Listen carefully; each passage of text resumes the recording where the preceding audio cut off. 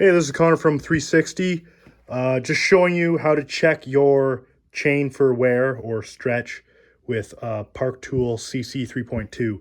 This tool is a go or no-go gauge. It is $18.99 plus tax. So it has a 0.5% worn and a 0.75%.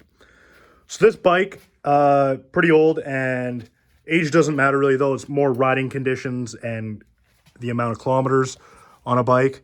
So here I'm going to put it in there and it slides in. That means the chain is very worn because it goes way past. It should hit like that, but it doesn't. I'll show you on a new chain. So the 0.5, don't bother if it's just 0.5 worn.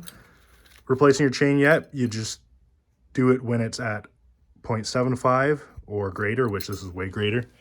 Here's a brand new chain. I'll put it to the 0.5, which obviously is not worn at all, so it doesn't go through.